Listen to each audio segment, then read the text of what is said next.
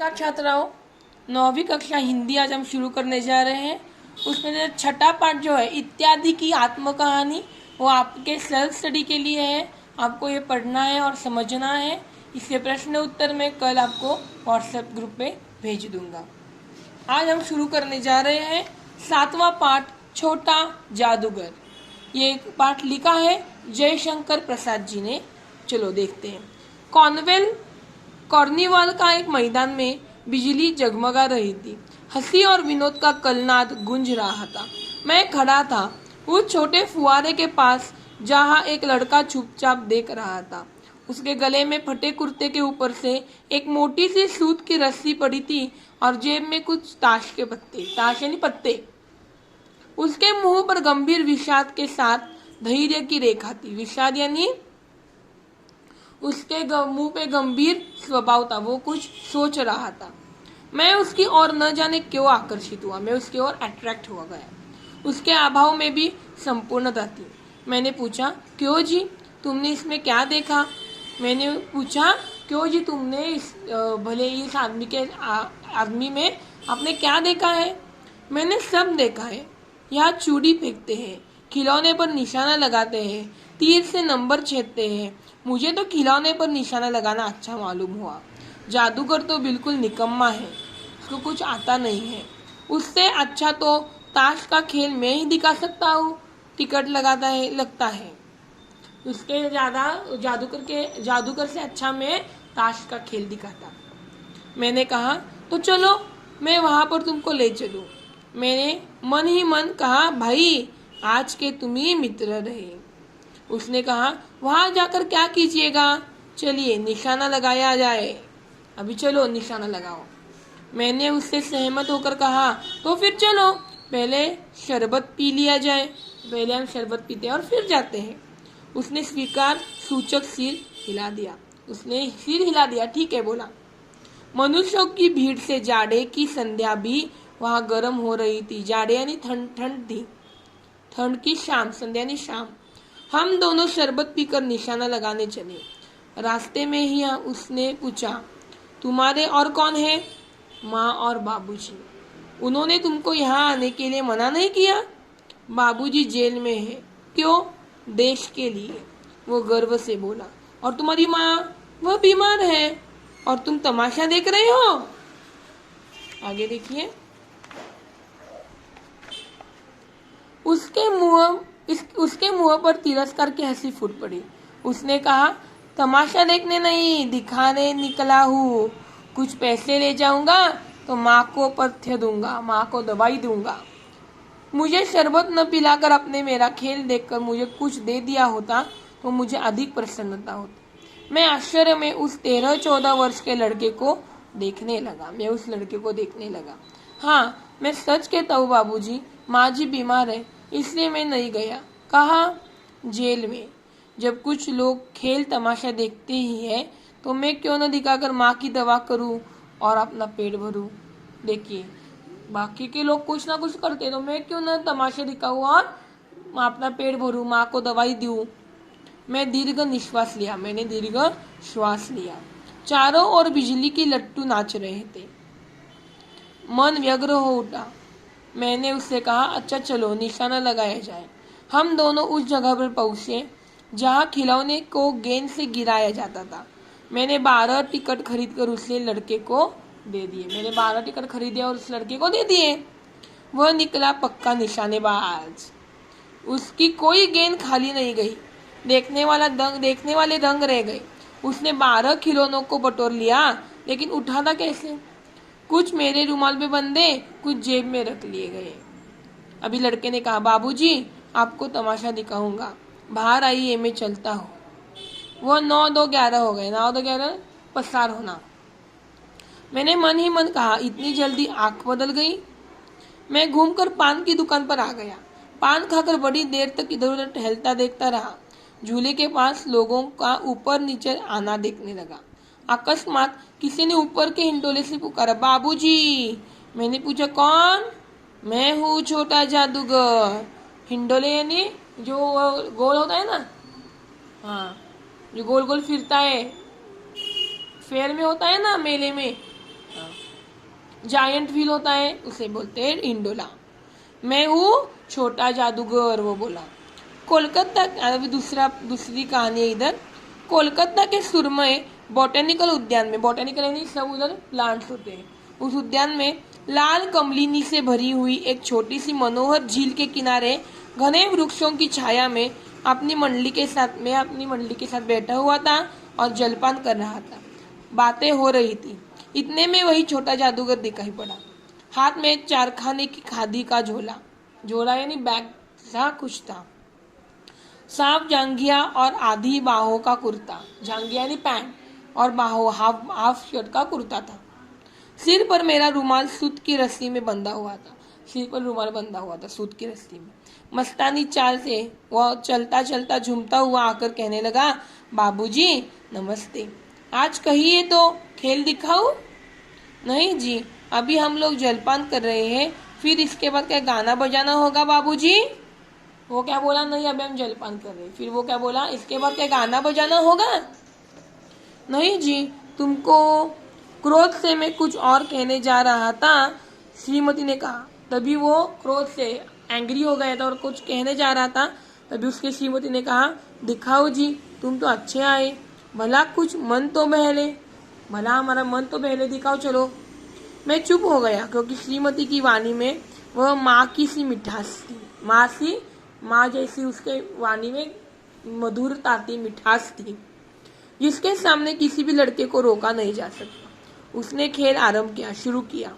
उस दिन कॉर्निवाल के सब खिलौने खेल में अपना अभिनय करने लगे। भालू मनाने लगा, बिल्ली उठने लगी, बंदर घुड़कने लगा, गुड़िया का ब्याह हुआ, गुड्डा वर सयाना निकला।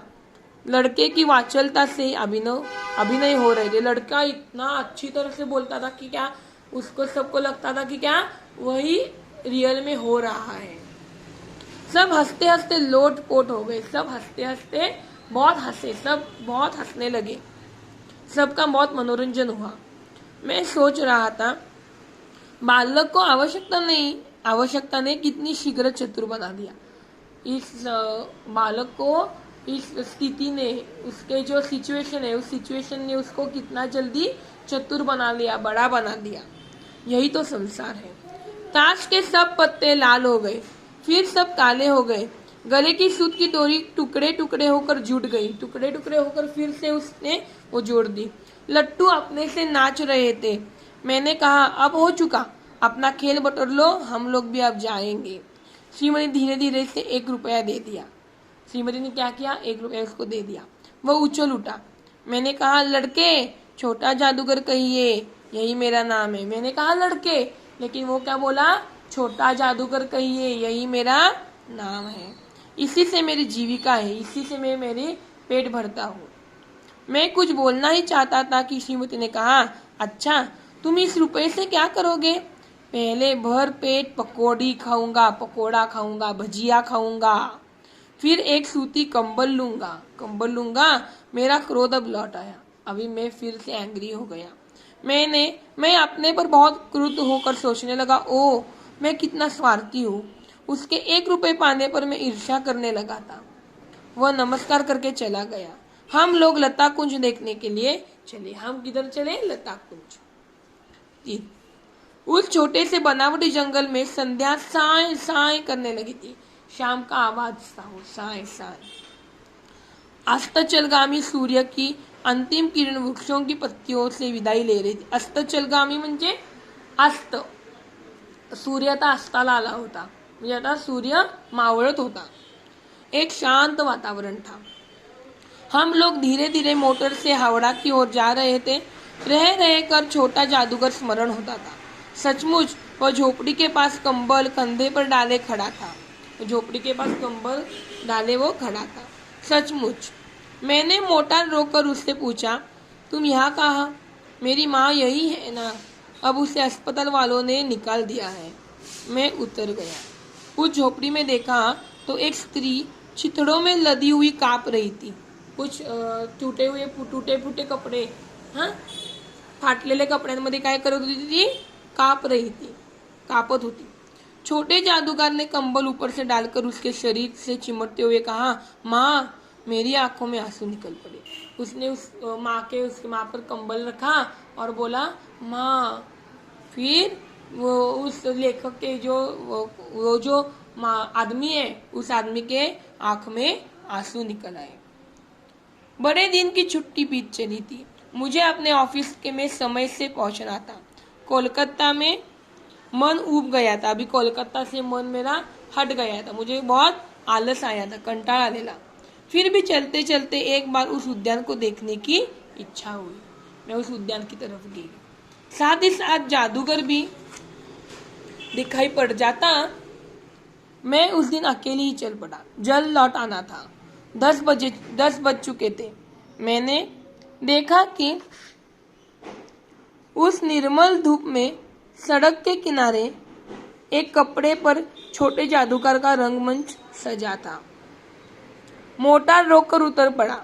वहां बिल्ली रूठ रही थी, भालू मनाने चला था, ब्याह की तैयारी थी। सब होते हुए भी जादूगर की वाणी में वह प्रसन्नता की तरी नहीं थी। वह जो प्रसन्नता थी, वो जो आनंद था, उसके बोलने में वो आनंद जादूगर के नहीं था। जब वो औरों को हंसने की चेष्टा कर रहा था, तब जैसे वह स्वयं कांप जाता था, स्वयं दुखी था, मानो उसकी रोए रो रही थी। मैं आश्चर्य से देख रहा था। खेल को हो जाने पर फैसला बटोरकर उसने भीड़ में मुझे देखा।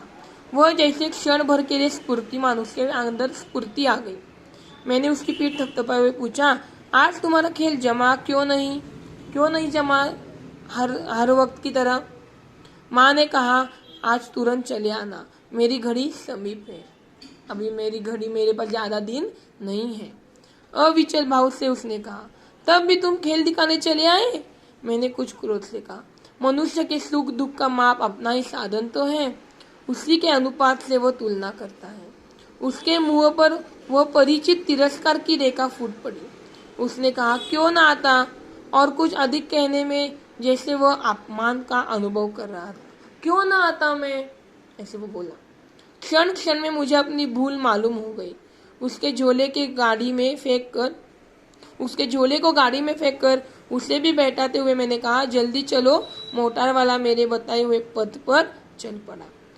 उसने आदमी ने क्या किया, उस जादूगर को क्या कहा, जल्दी मेरे गाड़ी में बैठो, और मोटर वाले को उसने उस रास्ते पर चलने के लिए कहा। मैं कुछ ही मिनटों में झोपड़े के पास पहुंचा।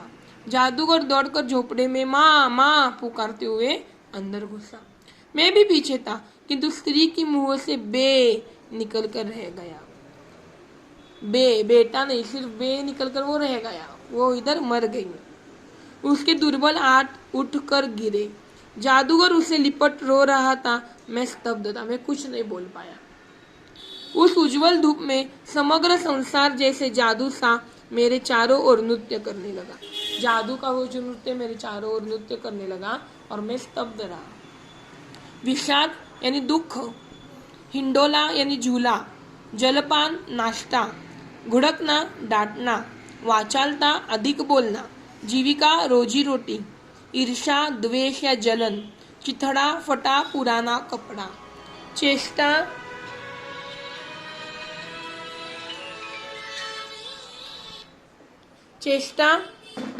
प्रयत्न, समीप पास, अनुपात प्रमाण, समग्र संपूर्ण, मुहावरे, दंग रहना, चकित होना, और मन उब जाना, उबता जाना यानी आलस आना। समझे? ठीक है। इसी के साथ हमारा हिंदी का पोर्शन खत्म होता है। धन्यवाद।